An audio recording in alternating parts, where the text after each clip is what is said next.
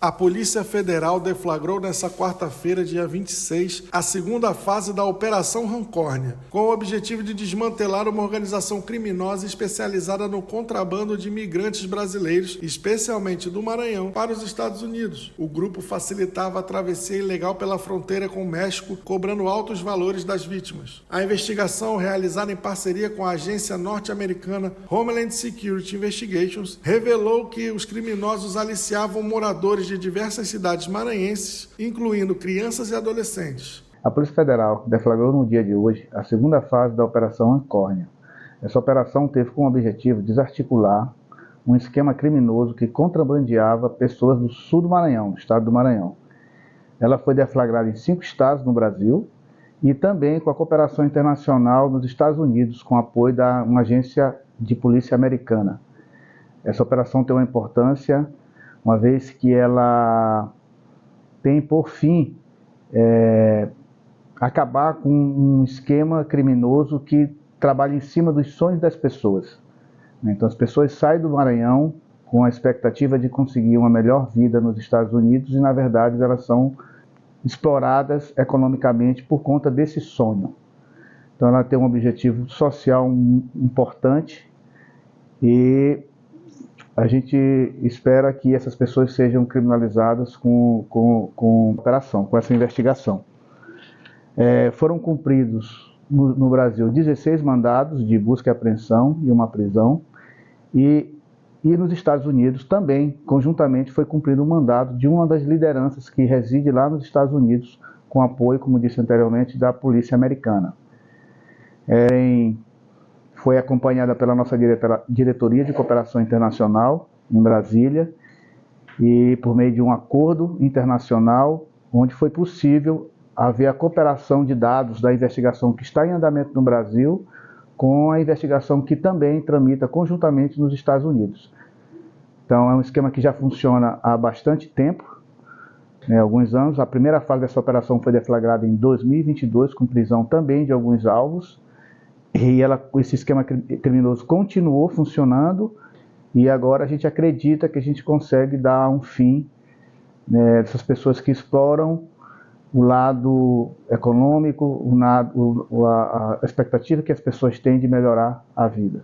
Os migrantes contraíam dívidas com juros abusivos para financiar a viagem. Além disso, o grupo utilizava empresas de fachada para lavar dinheiro. Mais de 50 policiais federais cumpriram 16 mandados de busca e apreensão e um de prisão preventiva em 5 estados: Maranhão, Minas Gerais, Rondônia, Distrito Federal e Espírito Santo. A Justiça Federal determinou o bloqueio de cerca de 14 milhões de reais em bens e ativos dos investigados. Essa operação decorre de um acordo de cooperação internacional celebrado com as autoridades americanas, que visa justamente desarticular esse esquema criminoso que já promovia a migração ilegal de mais de 250 maranhenses, incluindo no mínimo 80 crianças ou adolescentes.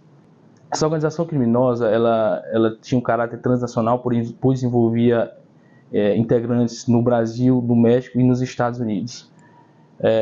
Essa atuação conjunta realizada pela Polícia Federal com a HSI resultou hoje no cumprimento de 16 mandatos de busca e apreensão nos estados do Maranhão, Minas Gerais, Distrito Federal, Rondônia e Espírito Santo, bem como o cumprimento de um mandado de prisão pela agência americana nos Estados Unidos.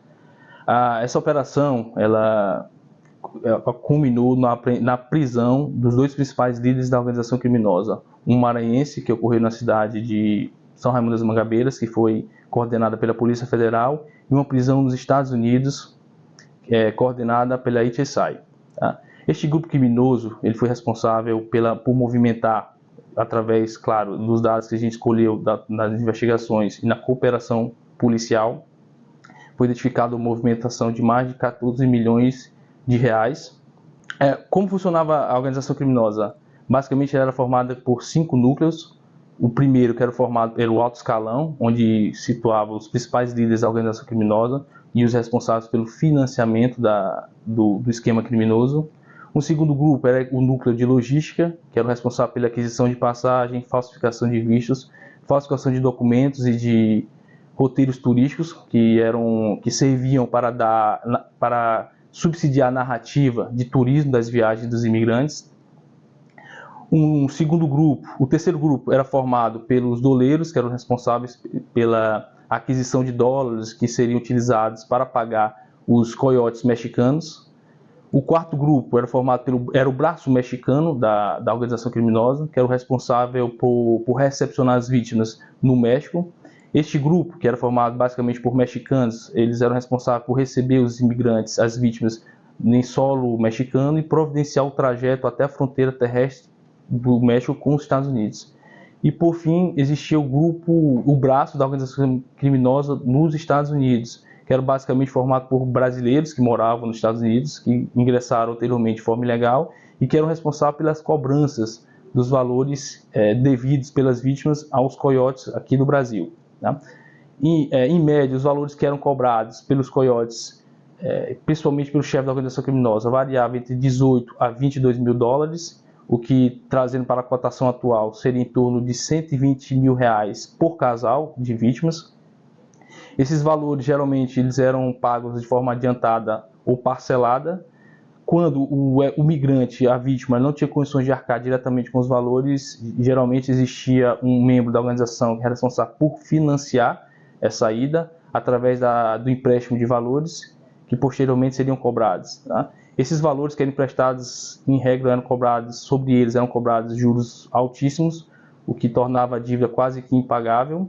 E também, para garantir o futuro pagamento das dívidas, os coiotes também cobravam algum tipo de garantia, geralmente imóveis ali, que eram repassados aos coiotes através de contratos de gaveta. Nos Estados Unidos, a HSI prendeu um dos líderes da organização em Boston, Massachusetts, e deteve outros suspeitos para deportação. A primeira fase da Operação Rancórnia foi realizada em 2022 e, segundo a Polícia Federal, as ações simultâneas desta nova etapa foram planejadas para impedir a fuga dos investigados e garantir a preservação das provas.